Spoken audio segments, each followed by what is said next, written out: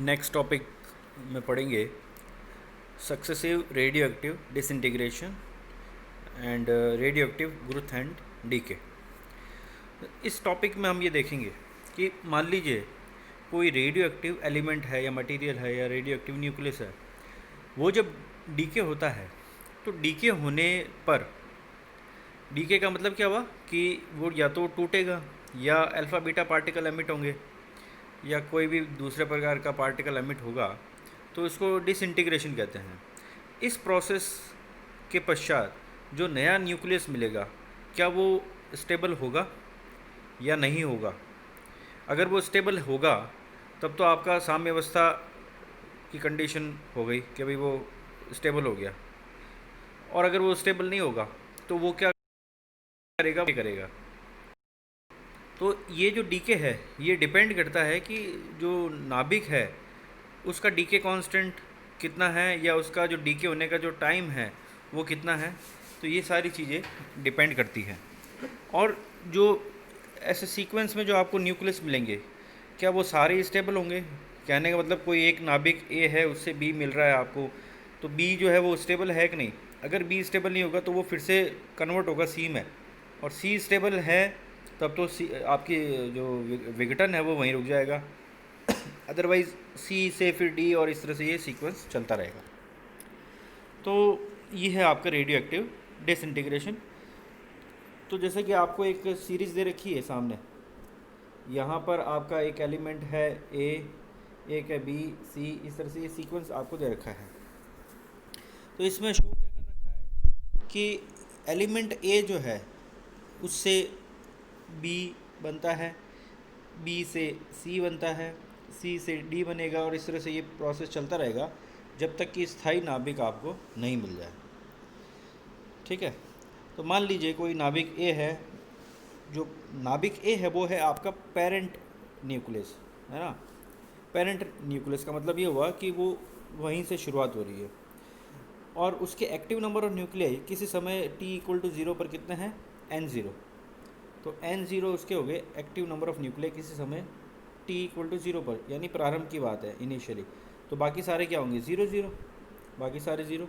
और किसी समय t पर देखें तो ये हो जाएगा आपका n1, ये हो जाएगा n2, ये होगा n3, और इस तरह से ये सीक्वेंस चलता रहेगा। तो मान लीजिए विघटन की जो दर है वो क्या है, ये है लैम्डा वन पहले के लिए, दूसरे के लिए लैम्डा टू, तीसरे के लिए लैम्डा थ्री, और अप टू लैम्डा एन चलेगा। तो यहाँ पर अगर प्रथम एलिमेंट ए डीके हो रहा है तो प्रथम सदस्य का जो विघटन होगा, अगर उसका विघटन जो नियतांक है या विघटन की जो दर है वो है lambda one rate, lambda one, और जो बी है जो दूसरा एलिमेंट बन रहा है जिसको कि डॉटर न्यूक्लियस कहेंगे, तो उसके बनने की जो दर होगी वो डिपेंड करेगी कि लैम्डा वन कितना है। तो यहाँ से आप ये देखेंगे कि प्रथम सदस्य ए के विघटन की दर क्या है, d n one by d t equal to minus का लैम्डा वन एन वन। ये हमने पहले पढ़ा है इससे पिछले टॉपिक्स में। D n one by d t equal to minus का लैम्डा वन एन वन, ये है ए के विघटन की दर। जब ए विघटित होगा तो बी का निर्माण हो रहा होगा, तो बी के निर्माण की दर डिपेंड करेगी कि ए का विघटन की दर क्या है। समझ में आ रही है भाई, बी बनेगा किससे, ए से। ए से जितना निकल के आ रहा है वही तो बी है, तो बी क्या होगा, तो बी के वृद्धि की दर क्या हो जाएगी, d n two by d t. ये याद रखना, यहाँ तो था आपका d n two by d t, ठीक है, और यहाँ है d n one by d t. Okay, तो और यहाँ लैम्डा वन एन वन के साथ माइनस का चिन्ह आ रहा है और ये आ रहा है प्लस का। तो माइनस क्या शो करता है, माइनस शो करता है कि ये डी के हो रहा है, और प्लस क्या शो कर रहा है कि यहाँ पर इसका निर्माण हो रहा है। तो आपका दूसरे सदस्य बी की वृद्धि की दर हो गई d n two by d t equal to lambda one n one. और अगर बी स्टेबल नहीं है तो बी भी डीके होगा, तो बी की डीके की दर क्या होगी, तो माइनस साइन आएगा, और इसका डीके कांस्टेंट क्या होगा, लैम्डा टू। तो लैम्डा टू एन टू, तो d n two by d t कितना हो गया, माइनस का लैम्डा टू एन टू। अब किसी समय बी का निर्माण भी हो रहा होगा और बी का डीके भी हो रहा होगा, तो दो चीज़ें साइमल्टेनियसली चल रही है। तो इसलिए हम ये कहेंगे कि सदस्य बी के विघटन की नेट दर क्या होगी। तो नेट दर क्या होगी, तो जितना उसका निर्माण हुआ और कितना उसमें से कमी हुई, उनका अंतर, ये किसके बराबर हो जाएगा, d n two by d t के बराबर। इसको सॉल्व किया तो इक्वेशन नंबर 1 मिलेगी। अब आगे मैथमेटिक्स है, तो इक्वेशन 1 को दोनों तरफ से e to the power lambda lambda 2 t से मल्टीप्लाई किया और जहाँ n1 आ रहा था वहाँ n naught e to the power minus lambda t का मान रख दिया और इसको सॉल्व किया तो इक्वेशन नंबर 2 के फॉर्म में मिला। अब इक्वेशन 2 का हमने समाकलन किया, तो समाकलन किया तो इक्वेशन 3 मिलेगी और उसमें कांस्टेंट अपने को c मिलेगा। तो अपना अगला टास्क क्या है कि c क्या है वो फाइंड करना। तो जब भी किसी समाकलन को हल करते हैं और उसमें कांस्टेंट आता है तो कांस्टेंट को हमेशा बाउंड्री कंडीशन से निकाला जाता है। तो बाउंड्री कंडीशन कौन सी, इनिशियल बाउंड्री कंडीशन। तो प्रारंभिक जो इसकी बाउंड्री कंडीशन होगी वो क्या होगी कि जब t इक्वल टू 0 था, जब टाइम आपका 0 था तो उस अवस्था में उस अवस्था में आपका जो एलिमेंट था, फर्स्ट एलिमेंट, उसमें एक्टिव नंबर ऑफ न्यूक्लियाई कितने थे, n0, और जो दूसरा एलिमेंट होगा उसमें कितनी होगी, n2 इक्वल टू 0। इसको रखा और इससे हमने c निकाला, वो कितना आया, माइनस का lambda 1 n0 upon lambda 2 minus lambda 1। तो ये हो गया। अब आगे चलें, इस c का मान वापस हम समीकरण 3 में रखेंगे, c का मान रखेंगे और जो कॉमन आ रहा है उसको कॉमन लेके सेट करेंगे तो आपको इक्वेशन नंबर 4 मिलेगी। तो n2 in terms of lambda 1 and lambda 2 and time t। तो ये इक्वेशन आपने को जो मिली, ये इस इक्वेशन से हमें आगे और भी कई रिजल्ट मिलेंगे। इक्वेशन क्या शो कर रही है, n2 जो है वो क्या, एक्टिव नंबर ऑफ न्यूक्लियाई किसके जो दूसरा एलिमेंट था उसके, और वो डिपेंड कर रहा है कि एक तो लैम्डा 1 पर और एक लैम्डा 2 पर। तो लैम्डा 1 तो था उसकी डीके की रेट और लैम्डा 2 क्या था, उसके सेकंड वाले की डीके की रेट, लैम्डा 1 थी फर्स्ट वाले की, तो इन पे ये डिपेंड करेगा। ठीक है, तो इसको आगे हम देखें। अब इसी इक्वेशन से अगर आप रेडियो एक्टिव इक्विलिब्रियम की कंडीशन फाइंड करना चाह रहे हैं तो वो कैसे होगी, वो देखिए। Radio active equilibrium, radio active साम्यता। रेडियो एक्टिव इक्विलिब्रियम का मतलब क्या होता है कि अगर कोई एलिमेंट बी का निर्माण हो रहा है, अगर किसी एलिमेंट बी का निर्माण हो रहा है तो इसका ये मतलब हुआ कि ए डीके हो रहा है और सी और बी से सी का निर्माण हो रहा है। अगर ये सब साम्य अवस्था में है तब तो क्या होगा, ए डीके होता रहेगा, बी बनता रहेगा, बी डीके होता रहेगा, सी बनता रहेगा और ये काम चलता रहेगा। समझ आया। जैसे ये हुआ कि 3 बाल्टियाँ हैं, एक बाल्टी से पानी, एक बाल्टी जो बीच की है उसमें पानी आ रहा है और उसी से पानी निकल भी रहा है, तो जितना आ रहा है उतना ही निकल रहा है, तो वो साम्य अवस्था की कंडीशन आई। तो यही चीज़ हुई यहाँ पर। तो साम्य अवस्था का मतलब क्या हुआ, अगर बी साम्य अवस्था में है तो dn2 बाई डी टी की रेट जो होगी वो क्या होगी, 0। यानी कि n2 में जो है परिवर्तन होगा वो कितना होगा, 0, क्योंकि जितना आ रहा है उतना ही तो जा रहा है। तो dn2 by d t equal to 0 रखने पर तो आपको क्या मिलेगा, lambda 1 n1 minus lambda 2 equal to 0। ठीक है, तो आपकी ये हो जाएगी एक नई इक्वेशन जिससे कि आपको मिलेगा lambda 1 n1 equal to lambda 2 n2। तो ये जो आपकी इक्वेशन मिली है d n two by d t equal to lambda 1 n1 minus lambda 2 n2 equal to 0, ये इक्वेशन आपकी जो है ये हमने यहाँ से ली है, इक्वेशन नंबर 1 जो आपको दिख रही होगी, dn2 by d t equal to lambda 1 n1 minus lambda 2 n2। इसको सॉल्व किया तो जब 0 रखोगे तो lambda 1 n1 equal to lambda 2 n2 हो गया। तो यहाँ से एक चीज़ निकल के आ रही है कि अगर साम्य अवस्था की कंडीशन है तो जो उसका डीके कांस्टेंट है और एक्टिव नंबर ऑफ न्यूक्लियाई है उसका प्रोडक्ट हमेशा क्या रहेगा, कांस्टेंट रहेगा। तो ये तो हमने एक कोई पर्टिकुलर एक एलिमेंट के लिए देखा। अगर सीरीज़ पूरी साम्य अवस्था में है तो उस अवस्था में आपको ये इक्वेशन क्या मिलेगी, ये इक्वेशन 2 की फॉर्म में मिलेगी, lambda 1 n1 equal to lambda 2 n2 equal to lambda 3 n3 up to lambda n nn। तो क्या मिल रहा है इस इक्वेशन से रिजल्ट कि लैम्डा n कांस्टेंट है, लैम्डा n कांस्टेंट है। लैम्डा n कांस्टेंट इसका मतलब क्या हुआ कि आपका ये लैम्डा इंटू n अगर किसी कांस्टेंट c के बराबर है तो हम इसको ऐसा लिख सकते हैं ना, n इज़ प्रोपोर्शनल टू 1/λ, क्योंकि जब n इज़ प्रोपोर्शनल टू 1/λ होता है तो प्रोपोर्शनल का साइन हटेगा तो कांस्टेंट आएगा c/λ। तो यहाँ से क्या बना, इस इक्वेशन से ये इक्वेशन मिलेगी n lambda equal to c, ठीक है। तो n इज़ प्रोपोर्शनल टू 1/λ। अब थोड़ा सा और इसको मॉडिफाई करके लिखें तो n1/n2 की फॉर्म में लिखा है, n1/n2 इक्वल टू λ2/λ1। अब देखिए आपने एवरेज टाइम इंटरवल निकाला था, एक तो हाफ लाइफ निकाली थी, एक एवरेज लाइफ निकाली थी। तो एवरेज लाइफ का फॉर्मूला क्या था, ये फॉर्मूला था टी एवरेज इक्वल टू 1/λ। तो T1 निकालो, T1 एवरेज कितना आएगा 1/λ1, T2 एवरेज आएगा 1/λ2। अब n1/n2 आ रहा है इक्वल टू λ2/λ1 आ रहा है, तो इसको यहाँ से λ2 की जगह 1/T2 एवरेज और डिवाइड बाई 1/T1 एवरेज लिखा और सॉल्व किया तो ये मिलेगा। तो आपको इक्वेशन नंबर 3 मिलेगी in terms of number of active nuclei और टाइम इंटरवल जिसमें कि वो डीके होके दूसरी सीरीज़ में जा रहा है। तो n1/T एवरेज, T1 एवरेज, इसी प्रकार से n2/, तो अप टू ये पूरा लिखोगे तो आपको इक्वेशन मिलेगी 4। अब ये जो इक्वेशन 4 है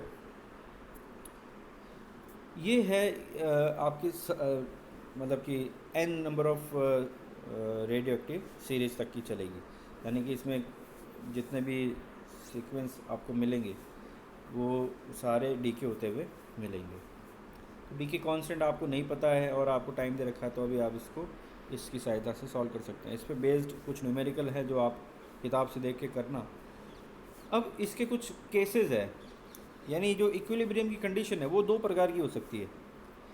एक तो है सेक्युलर इक्विलिब्रियम, सेक्युलर यानी कि चीरकालिक बोलते हैं इसको, चीरकालिक। ये जो वर्ड है चीरकालिक क्या होता है, लॉन्ग टाइम, जैसे बोलते हैं ना चीर युवा, चीर युवा का मतलब जो लंबे समय तक युवा रहे। तो ये चीरकालिक वर्ड जो है वो यहीं से आया।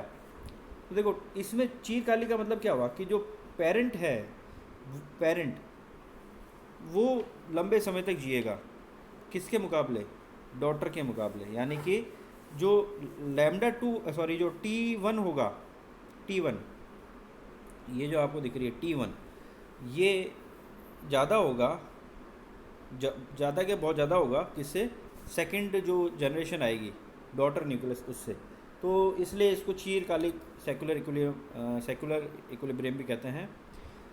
अब आपके पास T1 एवरेज की वैल्यू बहुत ज़्यादा है T2 एवरेज से, तो इस इक्वेशन को यूज़ लेते हुए हम क्या करेंगे, ये इक्वेशन जो आपने लिखी थी n2 equal to λ1 n0 upon this, तो इसमें और साथ में देखो जो T1 एवरेज जब बहुत ज़्यादा है T2 एवरेज से, तो λ2 बहुत ज़्यादा होगा λ1 से, क्योंकि ये हमने रिलेशन अभी थोड़ी देर पहले ही पढ़ा, n इज़ प्रोपोर्शनल टू 1/λ वाले में देखा था आपने।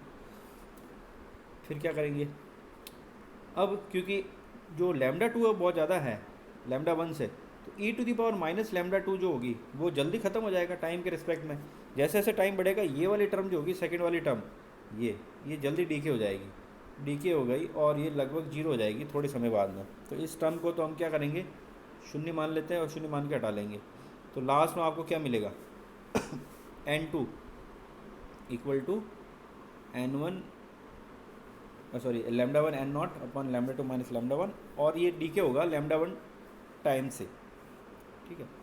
तो λ1 बहुत छोटा है, अगर λ1 बहुत छोटा है तो e⁻⁻⁻1t की वैल्यू टाइम के रिस्पेक्ट में 1 हो जाएगी। क्यों होगी, देखो λ1 तो छोटा है ही, t जब ज़्यादा होगा है ना, या t आप कुछ भी लो उससे कोई मीनिंग नहीं है, क्योंकि ये प्रोडक्ट जो है वो बहुत छोटा है, तो इसको लगभग हम 0 मान सकते हैं। तो e⁻0 को हम जो है वो 1 लिखते हैं, तो इसलिए इसको 1 मान लेते हैं थोड़ी देर के लिए।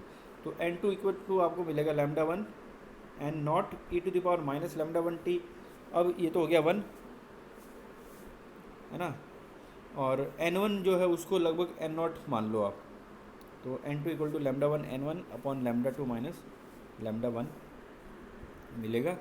फिर यहाँ से आप लिख सकते हो n2 upon n1 equal to λ1 upon λ2 minus λ1। अब क्योंकि λ2 बहुत ज़्यादा है λ1 से, तो इसको नगण्य मान लेते हैं और इसको फिर से रीअरेंज कर सकते हैं हम इस तरह से। तो आपको रीअरेंज करने पर लैम्डा वन अपन लैम्डा टू, और ये लैम्डा वन की जगह T2 एवरेज और लैम्डा टू की जगह T1 एवरेज, क्योंकि ये इन्वर्सली प्रोपोर्शनल है। तो इक्वेशन नंबर 5 आपको मिल जाएगी। ठीक है, तो ये आपका हो गया सेकुलर इक्विलिब्रियम। इसी प्रकार से ट्रांजिएंट इक्विलिब्रियम होता है। ट्रांजिएंट इक्विलिब्रियम में क्या है? क्षणिक साम्य अवस्था। क्षणिक क्षणिक मतलब बहुत कम समय के लिए साम्य अवस्था में रहेंगे।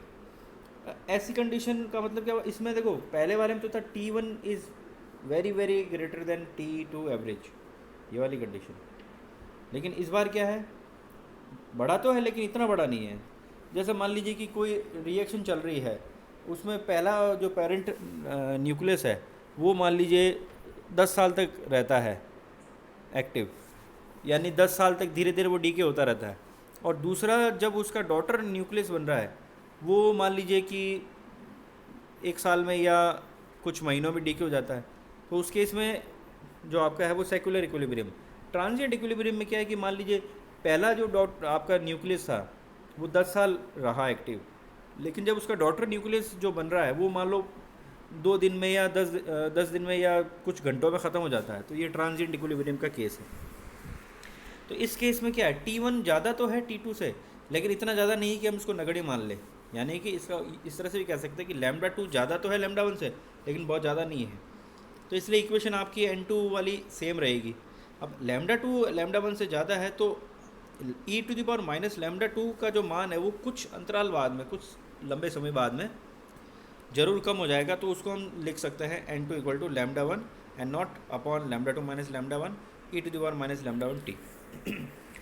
इस अवस्था में डॉटर नाभिक पेरेंट नाभिक के क्षय से शहीद होता है। ये इसका एक एग्जांपल आप नीचे मैंने जैसे बताया आपको कि ये जैसे कि एक रेडियम है, इससे एक्टिनियम बन रहा है बीटा माइनस डीके के कारण, और ये टाइम इंटरवल कितना है? 6.7 ईयर्स। यहाँ देखो आप इस वाले सेगमेंट में, तो टाइम इंटरवल कितना? ये आपका पेरेंट हो गया और ये हो गया डॉटर। अब जो डॉटर है यहाँ देखो, ये तो हो गया आपका सेकुलर इक्विलिब्रियम। पहली जो गोला जिसको मैंने बनाया वो है सेकुलर इक्विलिब्रियम। लेकिन अब यहाँ पर देखेंगे आप वापस, ये वाला जो है आपको दिख रहा है, एक मिनट, यहाँ से इसके बीच में, तो एक्टिनियम 6.7 साल ईयर में बना है, जबकि एक्टिनियम से थोरियम 6 घंटे में बन गया। तो ये डॉटर न्यूक्लियस जो है आपका ये वाला, ये 6 घंटे में बन गया। तो ये आपकी कंडीशन कौन सी है? ये क्षणिक है, ट्रांजिएंट है। ठीक है, तो ये इसको हम इस एग्जांपल से समझ सकते हैं।